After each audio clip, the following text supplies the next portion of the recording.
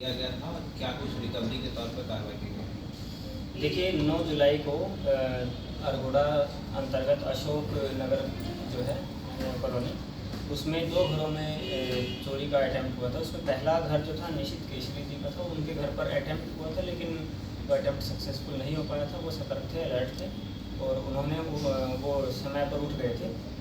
और लेकिन उसी समय पर उसके थोड़ी देर पश्चात उसी कॉलोनी में अखिलेश पांडे नाम के जो व्यक्ति हैं, उनके घर पर चोरी की घटना को अंजाम दिया गया, जो कि अंजाम सक्सेसफुल रहा था। उसमें मल्टीपल एसआईटी की टीम्स का गठन किया गया। टीम्स का गठन करने के पश्चात अनुसंधान प्रारंभ करते हुए अलग अलग राज्यों में जो है टीम्स को भी भेजा गया। सीसीटीवी फुटेज को कलेक्ट किया गया। सीसीटीवी के अलावा बाकी जितने भी टेक्निकल एविडेंस थे, जो ह्यूमन एविडेंस थे, उन पर भी रांची पुलिस की टीम के द्वारा लगातार काम जारी रहा। और अभी भी जो है रांची पुलिस की मल्टीपल टीम्स हैं जो अभी भी इस केस पर काम कर रहे हैं। अभी तक इस केस में जो चीज़ सामने आई है उसमें ये आया है कि जो मुख्य चोर है, उसका नाम मोहम्मद इरफान है, जिसने पूरी इस घटना को अंजाम दिया था। और वो कलकत्ता से उड़ीसा होते हुए अपनी एक जैगवार XJ ब्लू कलर की गाड़ी, जिसका रजिस्ट्रेशन नंबर UP 78 EM 0101, इस गाड़ी से जो है ये लगभग 80 से 90 लाख रुपए की कीमत की गाड़ी है। इस गाड़ी से वो अपने 2 साथियों के साथ रांची आया था और रांची आने के पश्चात इन्होंने इस घटना को अंजाम दिया था। इसमें जो मुख्य अभियुक्त है मोहम्मद इरफान उर्फ उजाले उर्फ बाबा उर्फ आर्य, मल्टीपल एलियास ये व्यक्ति यूज़ करते हैं। इनके अगेंस्ट कानपुर, आगरा, दिल्ली, गाज़ियाबाद, गोवा, बेंगलोर, सूरत, हैदराबाद, छत्तीसगढ़, पुणे, केरला, सीतामढ़ी, जालंधर समेत अन्य जगहों पर लगभग 80 से भी ज़्यादा के FIR चोरी की जो है, मुख्य रूप से चोरी के FIR 80 से भी ज़्यादा रजिस्टर्ड हैं। और इनके जो बाकी 2 साथी हैं उसमें एक अफरोज़ उर्फ समीर उर्फ समीम, जो कि मुख्य तौर पर दिल्ली बवाना JJ कॉलोनी के रहने वाले हैं। उसके अलावा एक नवीन शर्मा, जो कि सिलीगुड़ी के रहने वाले हैं। ये दोनों व्यक्ति इनके साथ आए थे। टीम के द्वारा जो है जब अनुसंधान किया गया, उसमें इस गाड़ी को जो है बंगाल से रिकवर कर लिया गया। हालांकि वो इस गाड़ी को जब टीम ने दबिश दी तो इस गाड़ी को छोड़कर भाग गए थे और उस गाड़ी को जब्त करके पुलिस स्टेशन लेके आया गया है। उसके बाद टीम ने लगातार दिल्ली, UP, उत्तराखंड, बिहार, बंगाल समेत अन्य राज्यों में भी लगातार रेड्स रांची पुलिस की टीम्स के द्वारा की गई। साइमल्टेनियस रेड्स भी हुई।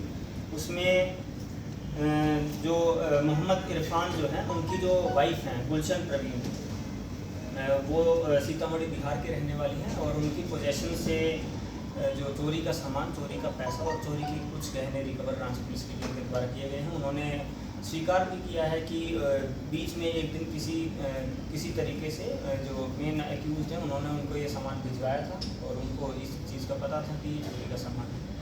इसमें उनकी पोजेशन से 10,08,000 रुपये जो है रांची पुलिस की टीम के द्वारा बरामद किए गए हैं। कुछ ज्वेलरी भी वहाँ से रांची पुलिस की टीम के द्वारा रिकवर भी करी। इसके अलावा शकीला उर्फ लाडली, जो कि JJ कॉलोनी बवाना में रहती हैं, और जो एक दूसरा एक्यूज है समीर, उनकी वाइफ है, इनको भी अरेस्ट किया गया है। इन अनुसंधान में ये भी सामने आया कि ये ज्वेलरी और जो पैसा है, समीर के हिस्से का जो पैसा और ज्वेलरी है, उसको लेने के लिए ये दिल्ली से बिहार इन्होंने ट्रैवल भी किया था। और ट्रैवल करने के बाद ये इन्होंने वापस जाकर शादरा में एक जगह है अपने रिलेटिव के यहाँ पैसा और जो ज्वेलरी है उसको छुपा दिया था, जिसको रांची पुलिस की टीम के द्वारा वहाँ रिकवर किया गया और इनकी वहाँ से विधिवत गिरफ्तारी की गई।